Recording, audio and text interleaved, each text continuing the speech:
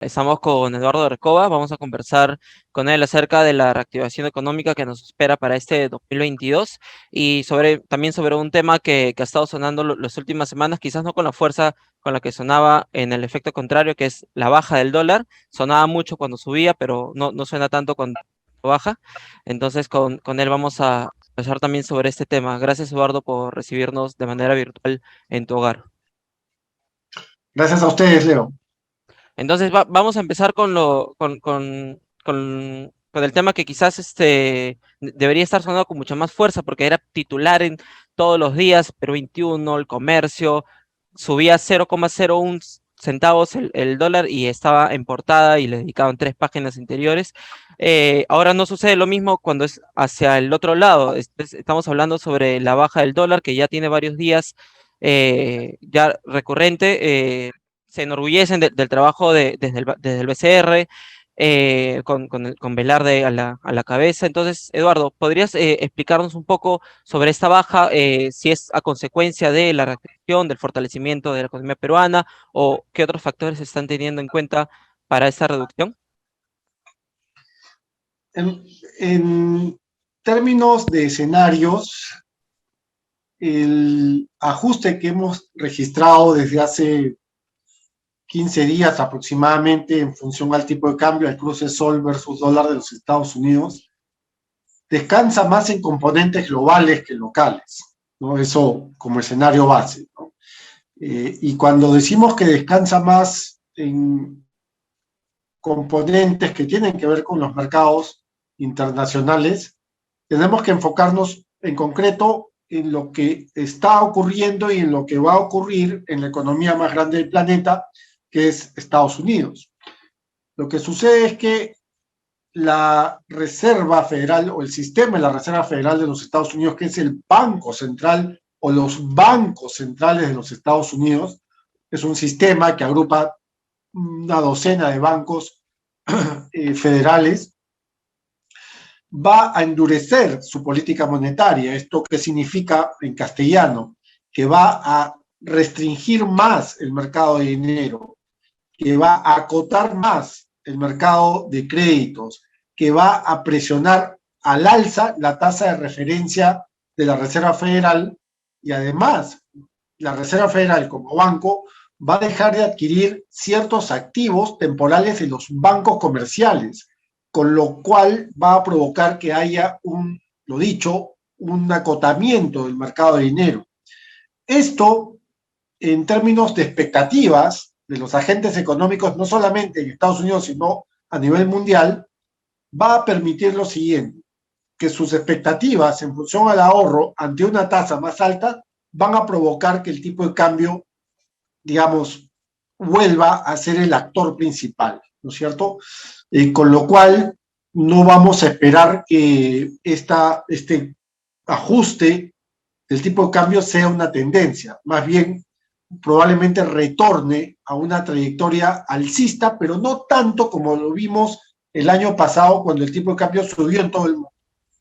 Entonces, eso estoy empezando por el final, Leo, porque esto quiero explicarlo bien, porque esto me va a permitir ahora sí contestar tu pregunta, ¿no? Eh, a fines de año, inicios de un año, ¿no? Los mercados son muy apáticos. ¿Esto qué significa? Que son aburridos. Y los mercados de divisas, en función al dólar, suelen ser también muy apáticos en función a la oferta y a la demanda, ¿no? Entonces, eso provoca o ha provocado entre mediados de diciembre y mediados de enero, que ya estamos, que la presión alcista del tipo de cambio en los mercados globales baje de intensidad. Y eso provoca enviar mensajes a los agentes económicos, bancos, fondos, firmas gestoras de activos, y decirles moderen sus adquisiciones histéricas de dólar por estas fechas, ¿no? Con lo cual la presión tiende a bajar en los mercados globales. Eso evidentemente lo reciben los mercados regionales y entre los mercados regionales están los mercados de América Latina y dentro de los mercados de América Latina están los mercados del Perú, ¿no? Entonces, ahí estamos hablando de un componente externo, Leo. Luego, hay algo que en economía financiera se conoce como recomposición de cartera. ¿Esto qué significa? Que a fin de año, para valorizar las carteras, los portafolios, los bancos, los fondos y las firmas gestoras de activos, lo que hacen es recomponer sus carteras y empiezan a adquirir activos que le den valor, más valor al portafolio para tomarle una foto y que los clientes estén felices. Ese adquirir significa deshacerse de una cantidad importante de dólares para poder acceder o tomar posición en otros activos que pueden ser riesgosos, no importa, pero lo toman, pero ya en el proceso han ejercido una oferta de dólares importante, ¿no? Entonces, eso también suaviza el tipo de cambio. Y el tercer factor, evidentemente, tiene que ver con unas expectativas que yo las considero responsables a propósito de la variante Ómicron. Hay evidencia que cuanto más avanza el proceso, el programa de vacunación, la variante Omicron, primero, no tiene el impacto que tuvo la Delta o que tuvo las otras, la COVID original. Segundo, hay expectativas, repito, irresponsables que refieren que no, el impacto en la economía no va a ser tan fuerte a propósito de la Omicron. Con lo cual, los inversionistas, los agentes económicos, repito, bancos, fondos, firmas gestoras, se han animado. Su aversión al riesgo, es decir, la capacidad de tomar riesgo ha aumentado y eso ha provocado, así como recomponemos portafolios, ha provocado adquirir activos también más riesgosos. Y eso provoca que la presión del dólar baje, ¿no?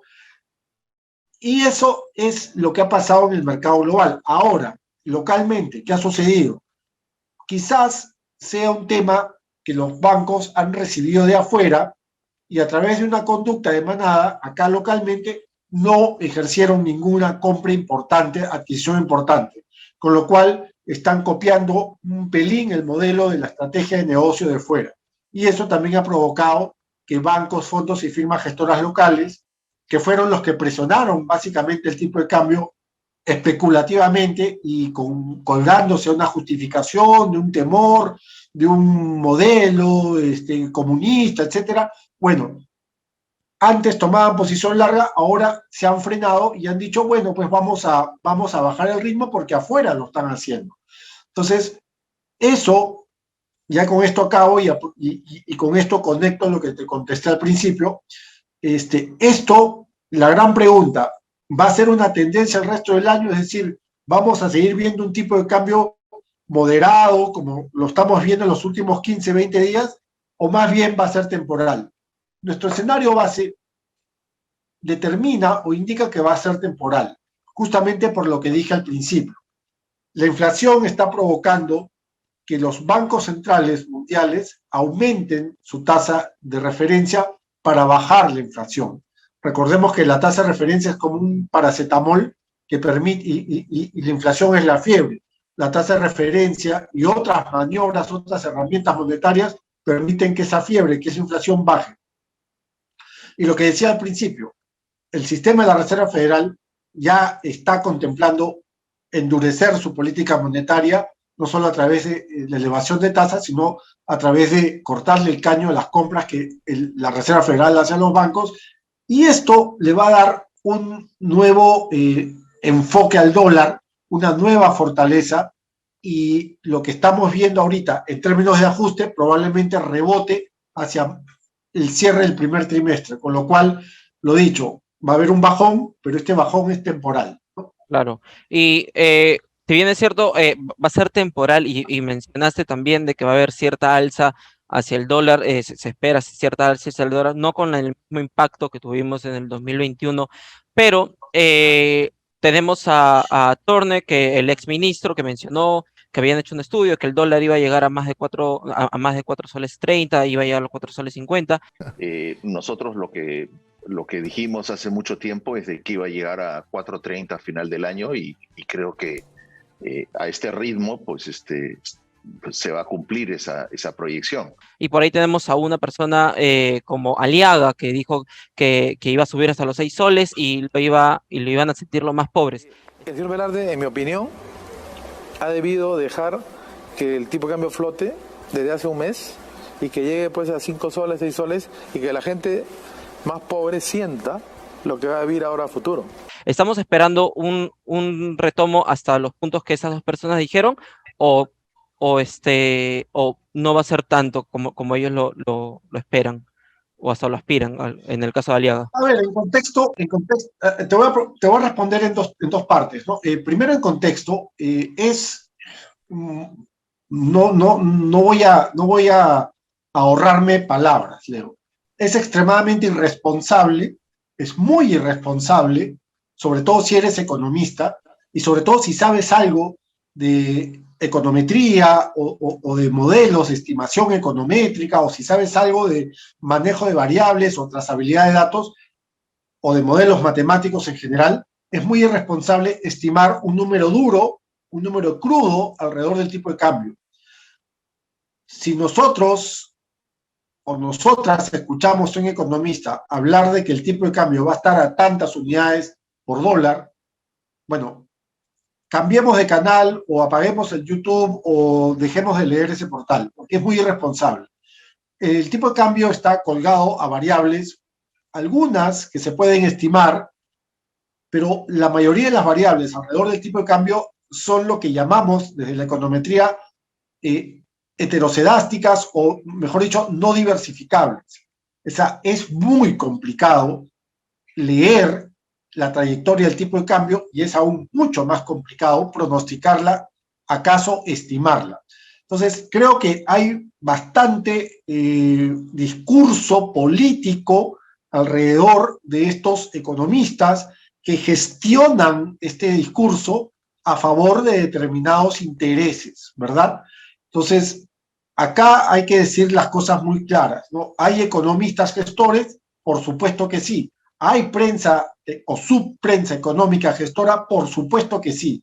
Y lo hemos visto a raudales durante el 2021, cuando usaron y abusaron del tipo de cambio como una arma política, como una arma de discurso político, y con la anuencia de bancos, fondos, firmas gestoras de activos y sus tesorerías, que utilizaron también el tipo de cambio a su favor, ya sea como arma política o como arma para especular. Entonces, eso hay que dejarlo muy en claro, Leo. Ahora, la segunda parte de mi respuesta. Tenemos que ver que lo que ocurrió en el 2021 alrededor del tipo de cambio fue una serie de maniobras muy atípicas, ¿no? Donde participaron desde políticos, pasando por economistas gestores, pasando por una prensa gestora o subprensa económica, que básicamente es una revista que escribe para una élite empresarial, y un periódico color salmón que igualmente funge como una suerte de pancarta retail, ¿no? Sí. Y también pasó, evidentemente, lo dicho, por todo un discurso político alrededor del tipo de cambio. ¿Quiénes sufrieron más con estas maniobras? ¿Quiénes sufrieron más? Los más pobres, porque los más pobres tienen que responder con sus bolsillos no solamente a un tipo de cambio al alza, sino también a una inflación colgada a este tipo de cambio.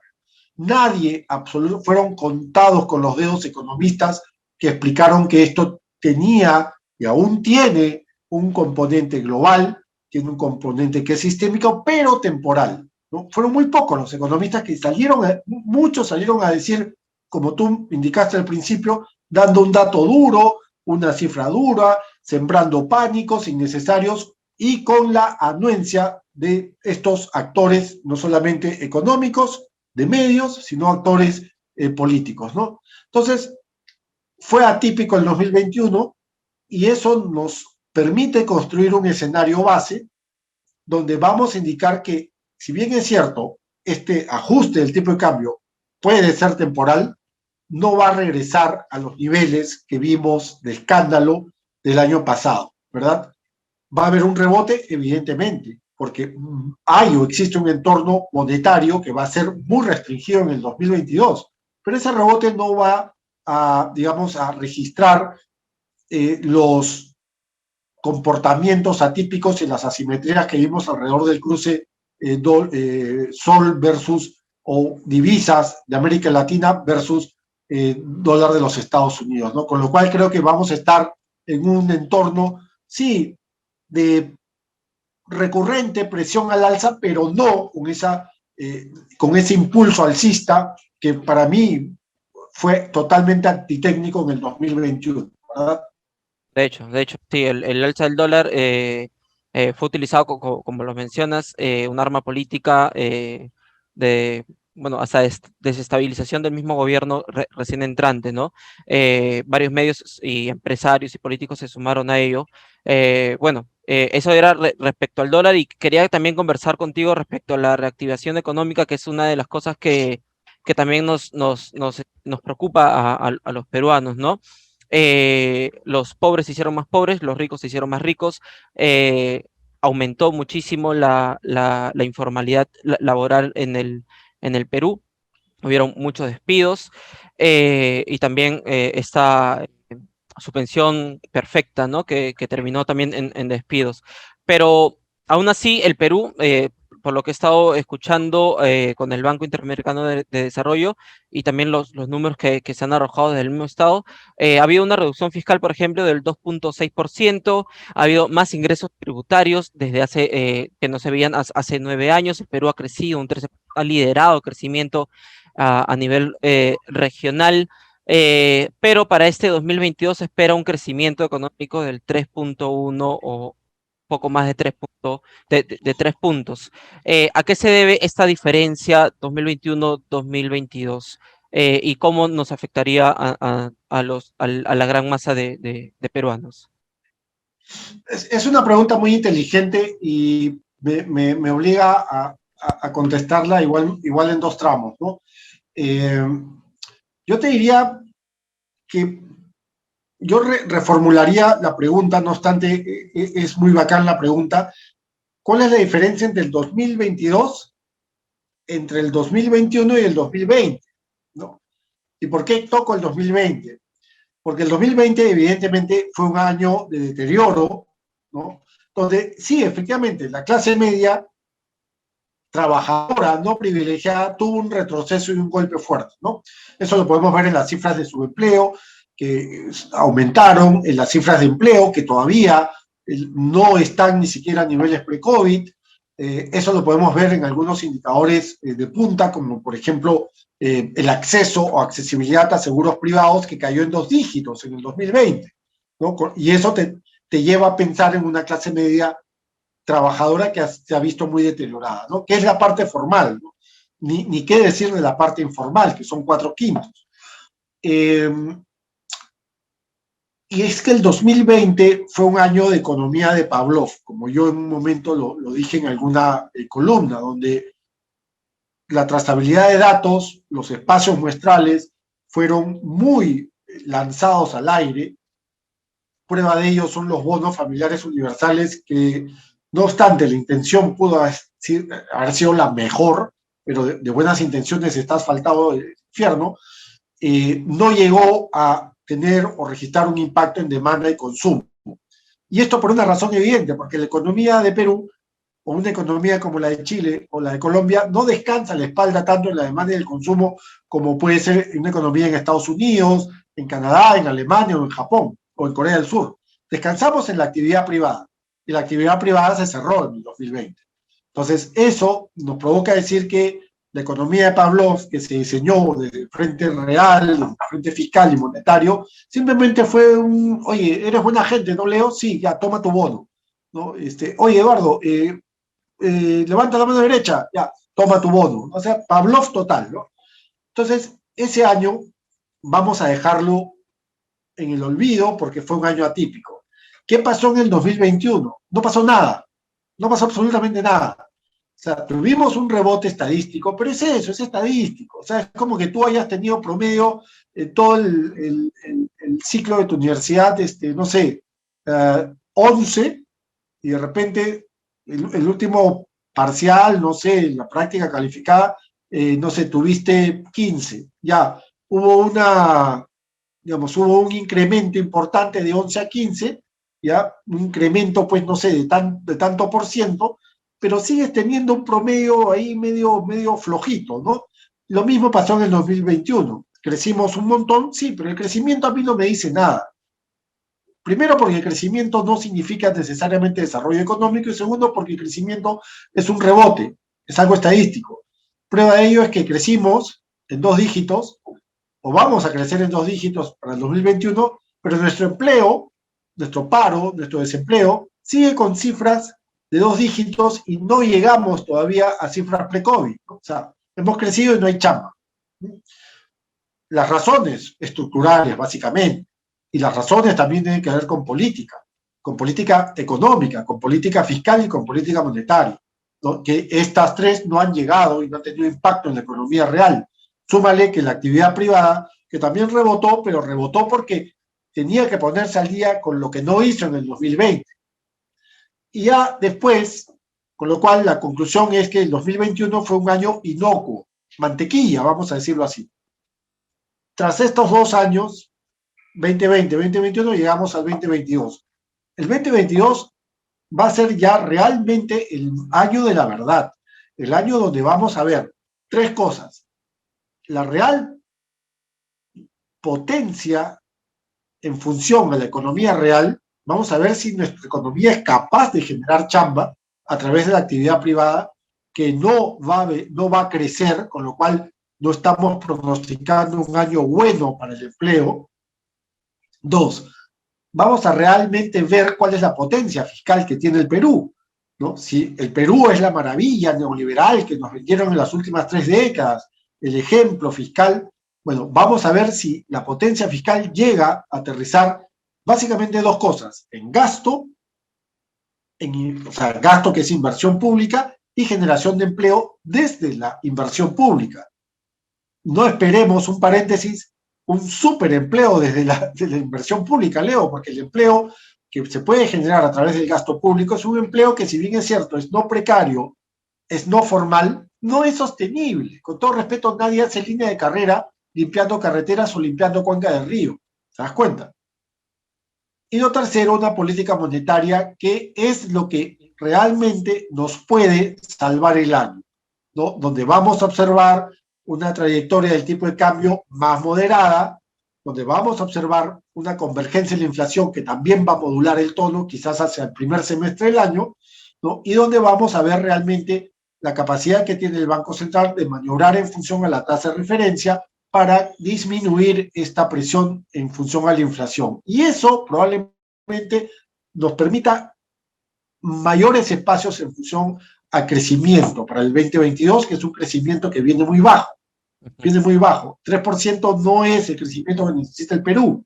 El Perú necesita un crecimiento que permita incorporar 200.000, 300.000 trabajadores al mercado laboral, y con 3% no lo vamos a hacer. Entonces, es un escenario que va a ser muy difícil en el 2022. ¿Qué es lo que tenemos que hacer? Tenemos que generar, por lo menos desde el Estado, las herramientas para poder estimular una inversión privada que viene muy mal para el 2022. ¿Y qué cosa tiene que hacer el Estado? Incrementar su actividad en función a alianzas público-privadas, obras por impuestos, ordenar la gestión presupuestal, provocar que las regiones, provocar que los gobiernos locales utilicen eficientemente los fondos para generar esa capacidad de crecimiento, por lo menos en el sector público, ya que el sector privado, la actividad privada va a estar muy, muy restringida, por lo menos que el gasto público, entre comillas, lidere el crecimiento, ¿no? Y lo otro, permitir que desde la potencia monetaria y la estabilidad monetaria, con buenas reservas internacionales, con una posición de cambio muy saludable, bueno, permitir que el mercado de créditos, no obstante haya presión al alza en las tasas de referencia del BCR, bueno, que el mercado de crédito fluya o continúe fluyendo ¿a quién? ¿A quiénes? A la PYME y a la MIPE, que son el 98% de las empresas en el Perú y que son las que generan chamba y las que pueden generar chamba formal, ¿no? Entonces creo que, y evidentemente como lectura transversal, continuar perpetuando, prolongando el programa de vacunas, porque el programa de vacunas es lo que nos va a permitir a las y a los peruanos seguir trabajando, ¿no? Y eso evidentemente se va a traducir en crecimiento. Claro, tengo 2 preguntas respecto a esto primero, vamos a hablar sobre la empresa privada, que es lo que usted ha estado mencionando, que se debería generar más empleo en este sector de la empresa privada, pero se está hablando también del alza de la remuneración mínima vital, y que esto, Óscar Chávez, de la Cámara de Comercio de Lima, el economista de la Cámara de Comercio de Lima, ha dicho que sería perjudicial, que sería negativo con este fin, que sería aumentar el trabajo en la empresa privada. ¿Usted considera lo mismo, que aumentar el salario mínimo eh, bloquearía esta contratación y este aumento de empleo en la empresa privada?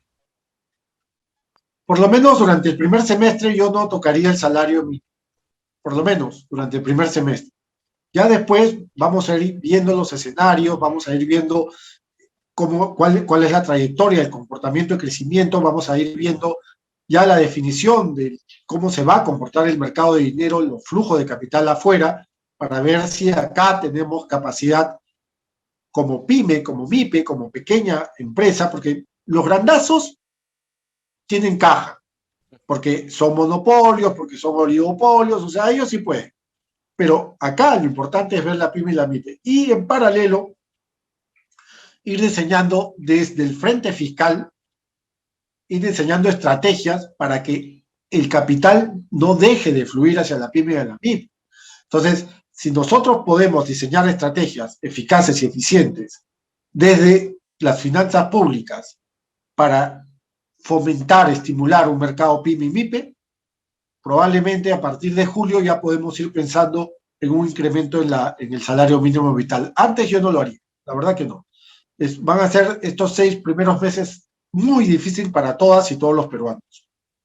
Puesto. Y respecto también a lo que ha mencionado, la variante Omicron está avanzando, tenemos miles de contagios al día, y el gobierno ha dado algunas medidas como la reducción de aforos, el toque de queda. Bueno, se ha movido una hora, no ahora es desde las 12, la semana pasada lo estuvimos viendo desde las 11, el toque de queda en los lugares con nivel de riesgo alto. En cambio, Óscar Chávez también menciona de que estas son medidas que bloquean la empresa privada, ¿no? ¿Usted considera lo mismo, que el aforo debería mantenerse tal cual para que no se vean afectadas, o esto sería contraproducente, ya que generaría más contagios, más cuarentenas y todo ello? A ver, no hay muchos datos a propósito de la Omicron. No es evidentemente mi campo de estudio, Claro. pero sí podemos, digamos, indicar que cualquier diseño de política que bloquee la diseminación del patógeno de la enfermedad es bienvenido, es bienvenido. No estamos hablando de un escenario como el del 15 de marzo del 2020 al 30 de junio del 2020. Entonces, es evidente que los gremios o sus representantes o sus gestores van a salir a indicar y van a contar con las plataformas de siempre, que es la prensa concentrada, no que el aforo, no que esto. A ver, volvemos a... Es increíble, tras 2 años, parece que la gente no se ha dado cuenta de la pandemia, ¿no? Y que desgraciadamente algunos economistas actúan o piensan, como pensaría un adolescente, que se va a una fiesta privadita COVID en Punta Hermosa, ¿no?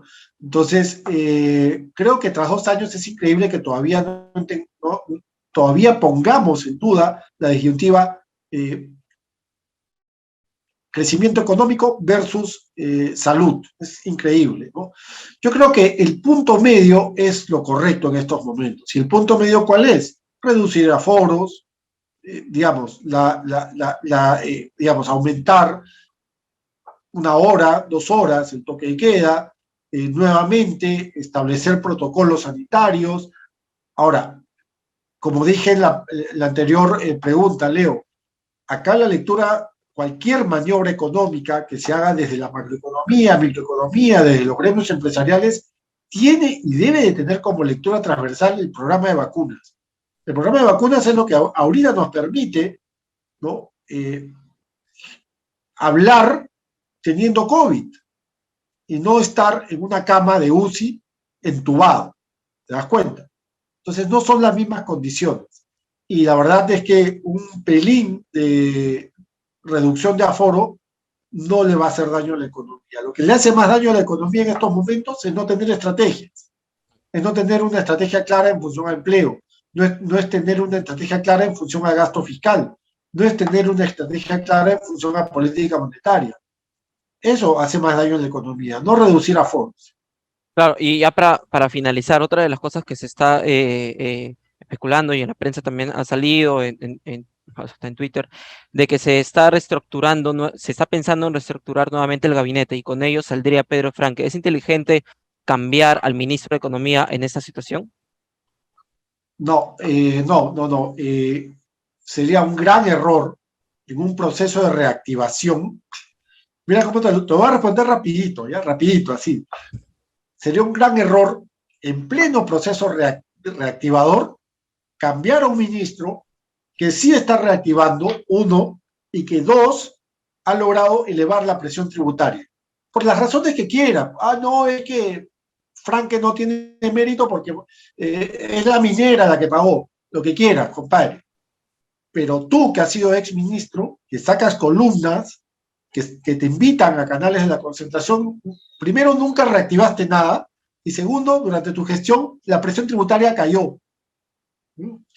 Entonces, lo dicho, en resumen, sería un gran error sacar a un ministro reactivador y meter a otro ministro que nunca ha reactivado absolutamente nada, ¿no? O ministra, ¿no? Que nunca ha Claro. reactivado nada. No, sería una pésima jugada estratégica. Y es una lástima. Podemos diferir de Pedro Franque en muchos aspectos. A mí me parece que él tuvo un error de comunicación cuando trató de impulsar una reforma tributaria. Puedo yo diferir con él y puedo decirle, oye, Pedro, el impuesto a la riqueza ya existe, ya no, déjalo ahí, se llama impuesto a la renta, no sigas presionando eso.